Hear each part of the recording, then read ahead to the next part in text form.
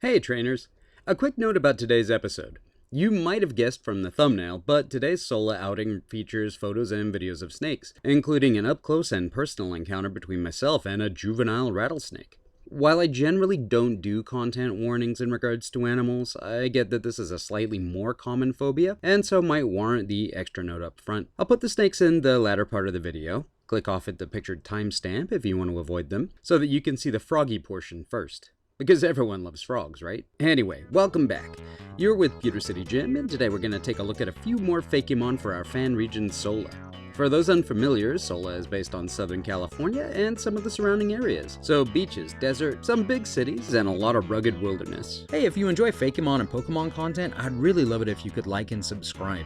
I post new Fakemon videos every month and a lot of Let's Play content. So if that sounds like your jam, please, you are welcome here. So far, we have a chonky Rotom form, our starters, early route critters in bug, rodent, bird, and canine flavors, and our most recent addition in UB Stare, an ultra beast that's been trying to find its place in our world for about 3,000 years or so. What comes next? Regional variants, of course. We're going to do two families of regional variant today. One from canon and one from another Fakemon creator who I've mentioned before, Boreal Mind. Let's take a look at the canon family first though, saving the best for last. Poliwag. Speaking of water types, it's raining. Oh well, we'll head to the lab soon. Hey, Lotad, can I borrow you for a second? There, much better. Sorry you aren't the regional variant, little buddy. You're just gonna have to settle for being a hat. Poliwag was a family of Mon that kind of flew under the radar for me for the longest time. It was one of those guys who I always thought was kind of cute, but not something I ever trained. That is until two things. One, I discovered shiny Politoed. Look at this. Look at this color palette. No wonder this thing evolves with a King's Rock, because this thing is the king of color. The second thing is using one in our Let's Go Eevee Let's Play with Misty. Jawbreaker the Poliwrath was a later addition to the team, but he absolutely blasted his way through our enemies and into our hearts. Look at this beefy frog. Anyway, apart from our water starter, we don't as yet have any other water types, so I definitely needed to add a few. Poliwag, I choose you. The second regional variant family is Serpentrack, originally created by Boreal Mind. She created this wiggly little fellow back in March, or at least that's when the video went live. If you like this Fakemon and want to create a version for your own region, please feel free to do so. Challenge accepted.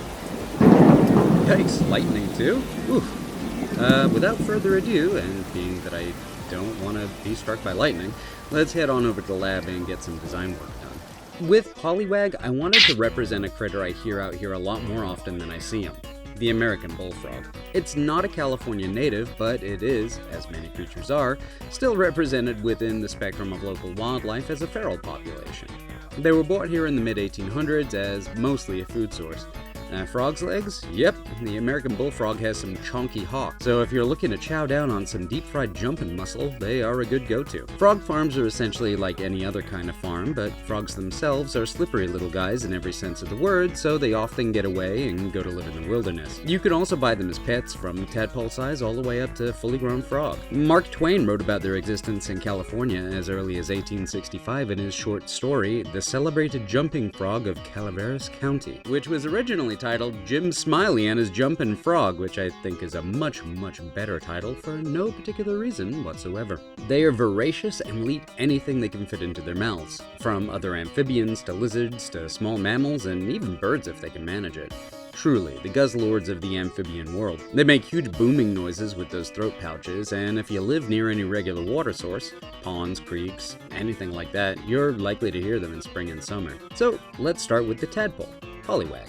Interesting fact, actually. Poliwag is Satoshi Tajiri's favorite Pokemon. He used to catch tadpoles and frogs as a boy, and as we know by now, a lot of the spirit of Pokemon comes from the fun he had as a child, traveling the countryside in his neighborhood, catching bugs and other little creatures. The spiral on Poliwhirl's belly is directly inspired by the tadpoles he'd catch in their transparent belly skin. He could see the internal goop of each of these little friends, including the curled intestine, which is what he used to design Poliwag's spiral belly. My concept here was that it was a squat, chunky, grumpy little man. Where classic Poliwag is all big, wide eyes, and cute little mouth, this boy has big but somehow shrewd-looking eyes, more like a real bullfrog's, and a turned-down, sad or angry-looking mouth. One thing about bullfrog tadpoles is that they're pretty big and they love to snack on the tadpoles of other frogs, so I wanted to make it look like it was mean-spirited.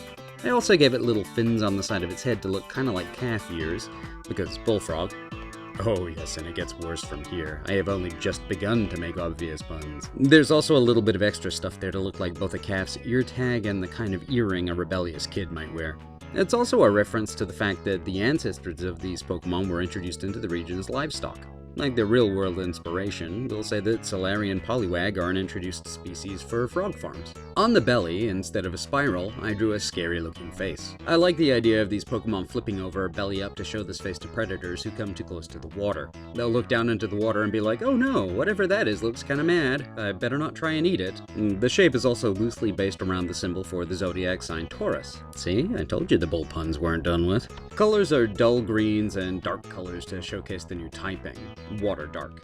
I gave it blue lips to reference Poliwag's original color, plus one of my favorite shows growing up, Rocco's Modern Life, and the antagonistic neighbors of the little wallaby, Mr. and Mrs. Bighead. I lit it and its evolutions from below to make it that much more intimidating and dark typey looking. And here we have Poliwag, Solarian form, the tadpole Pokemon.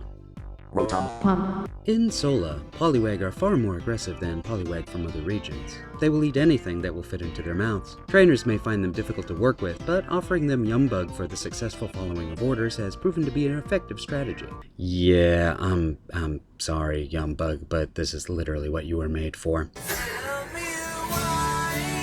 Base stats are here, and there's a learned moves list. Poliwhirl is the next stage. It's a pretty simple jump forward in design because, well, it's a tadpole that becomes a frog. Unlike real-life tadpoles and frogs, however, these two critters look a lot alike. There's sometimes a bit of a similarity between frogs and their tadpoles. Bullfrogs are speckled in both forms, for example, but it's never usually this many similarities. I like to think that this is just because it's a Gen 1 design and they were still figuring out their design philosophy. Even by the next generation, Politoed looks more like an evolution to Poliwag by today's standards. Even Timpole, the Generation 5 Poliwag, evolves into a more fitting middle stage. So as a result, I don't have a massive amount to say about this Poliwhirl. The face on its stomach becomes a bit more defined, and because it's a frog now, it can puff out its chest and belly and make the face look absolutely huge to frighten off predators. Kanto Poliwhirl's nice, white cartoon gloves become something a bit more punk. He keeps the big blue lips because one aspect of bullfrogs is that they're just voracious eaters. I figured this would be harder to convey if the mouth disappeared like it does on a traditional Poliwhirl. Colors are the same as Poliwag because that's just how this line works. And here we have Solarian Poliwhirl, the tadpole Pokemon. Poliwhirl and Sola are usually heard before they're seen. They send out big booming calls that are used to scare off predators.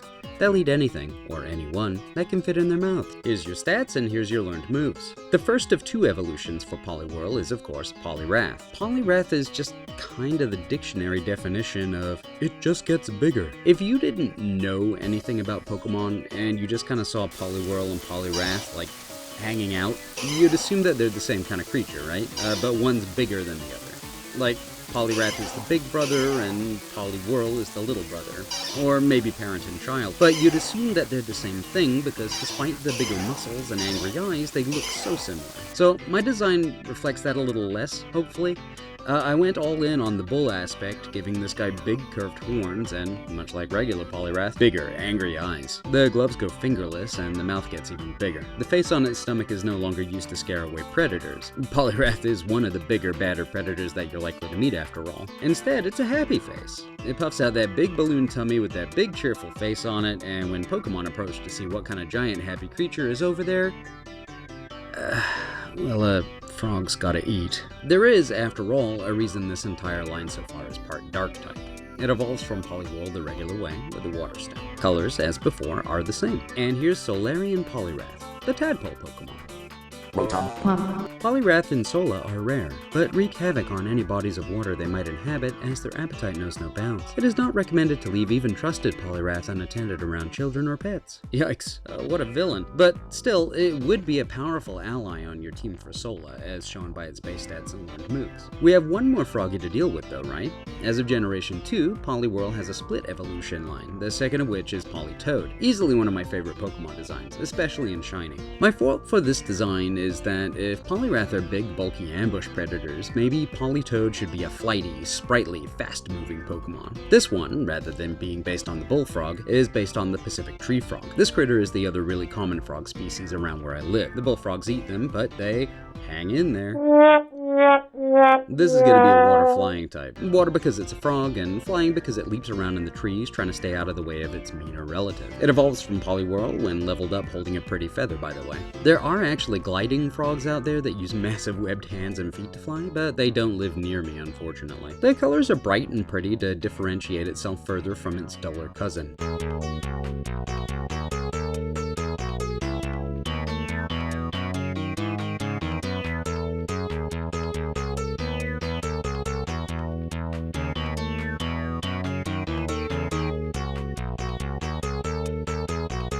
And here we have Solarian Politoed, the frog Pokemon. This Pokemon rarely, if ever, touches the ground. It's either in the water or in the trees. It snatches bug Pokemon mid-flight while using its head fins like wings. It is shy, and will often cover its face with its hands if it doesn't yet trust its trainer. Here are your base stats, and here are the moves. In terms of abilities, we're going with Drizzle and Water Absorb all the way through as the primary abilities that you'd find. Huh, explains the sudden rain, I guess. Drizzle immediately changes the weather to rain when the Pokemon switches into battle, and this lasts 5 turns. Water Absorb draws in water-type moves and heals HP with them instead of the Pokemon taking damage. The hidden ability for Poliwag, Poliwhirl, and Poliwrath is Intimidate, which lowers attack by 1 stage on opponents when this Pokemon enters battle, using those tummy faces to shock enemies. For Politoed, it's Quick Feet. Basically, if this Pokemon has a status affliction like it's burned, paralyzed, poisoned, frozen, or asleep, its speed increases by 50%, which is useful for this already speedy Mon. The shinies are the same colors as their Cantonian counterparts because that black, white, and blue color combo is just super clean. Except for Politoed, who gets the same shiny colors as the Johto shiny. Also, here's the egg. Now that we're done with frogs, let's take a journey elsewhere in the herpetological family tree. Who likes snakes? Oh, this would be the point that you click off the video if the answer to that question is, why no, Jim, I don't like snakes. Thanks for coming, I really appreciate it. This is a group of animals that's super common in my area, especially rattlesnakes, even to the point where you'll find them in your backyard or on the sidewalk when you're walking home from work. Check out this blurry, awfully lit video from a few months back. So here is little baby rattlesnake that I found. Unfortunately, he's on the sidewalk, and I'm trying to stop him from going out in the street, but he doesn't want me near him. But oh my gosh, what a cute little guy. I wish they were friendlier because he's already tried jumping at me a couple times when I was trying to herd him back towards the wildlife trail. Light's not great because it's nighttime, but oh man, was not expecting this evening. I checked the street up and down the next day when I had some free time before work, and no, it wasn't hit by a car or anything. Phew. My friends also found a little feral corn snake in their living room, and now has a huge bioactive terrarium set up and is named Gormagander. Jordy for short. I get to hold them sometimes and I love it. So back in March, one of my absolute favorite Fakemon designers, Boreal Mind, offered up a Fakemon for other Fakemon designers to borrow for their own regions. Being as the snakes in Southern California flow like water, as previously mentioned, I figured it would be a great idea to borrow this little fellow for the Sola region. The theme for this critter originally was electrical systems tied to the railways near where Boreal Mind lives. Our only stipulation for its use was that it should be tied to transport of some kind, and that's fine by me. We have a pretty robust public transit system out here, especially in regards to rail. We have several underground rail lines in the LA metro area. One snake I wanted to base this little guy on for Sola is the Coach Whip. It's a ridiculously pretty snake with ornate looking scales and a diamond pattern that makes it look like it's made out of woven thread. Because I'm using trains as an inspiration, and trains have a type of car called Coach, it seemed fitting. Plus those colors. Of course, trying to make a Pokemon with that level of intricacy to its coloring is near impossible while still keeping it Pokemon-like in design. You can't overcomplicate Pokemon. If this was a Digimon or one of the beasts from Monster Hunter, then maybe, but it's not. This gave me more trouble while coloring than anything. I simplified it down to a couple of diamond shapes. Also, because public transport is so important out here, I wanted to make this version of Serpentrack look really friendly. Almost like the train company would want to use it as a mascot. So I made the eyes bigger and friendlier and square, like the front windows of our trains. I patterned the colors after the 3 most used lines in the system: the red line, the blue line, and the purple line. There's also a gold line that's my favorite as it goes to Chinatown and Little Tokyo. The original Serpentrack had gold accents too, so I left them as is to honor the gold line. The shiny will honor the green and light blue lines. The original from Germansburg is a pure steel type. Mine is an electric type, as I like to think of it moving around the track freely, up to and including along the third rail that provides the trains with electricity. And here we have Solarian Serpentrack, the cable Pokemon. In Sola, Serpentrack don't seek the sun like those in other regions, instead getting their energy from the third rail. They hunt along underground railway lines. They keep the tracks clear of Bada Boom and other underground pests, and the Sola Railway Authority see them as something of a mascot for the rail system. Here are your stats, and here's a learned moves list.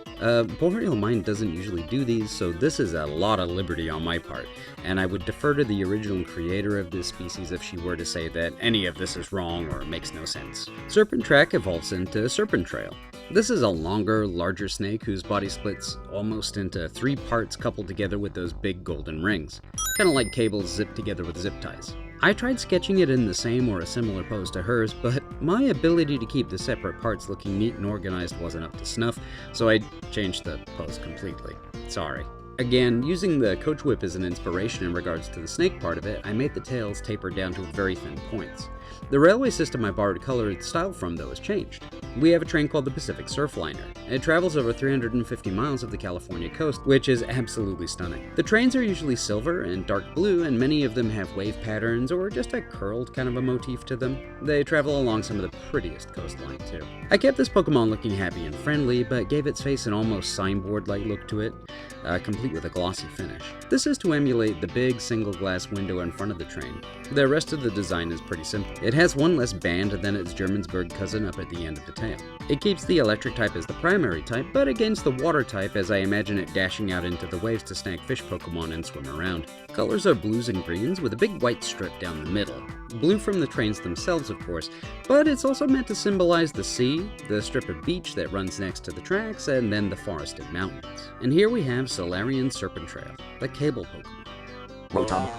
Serpentrail and Sola are friendly, fast-moving, and enjoy the water. Unlike Solarian Serpentrack, they love nothing more than playing in the sunshine along the coast. When the water is colder in winter, though, they'll venture into the mountains to hunt.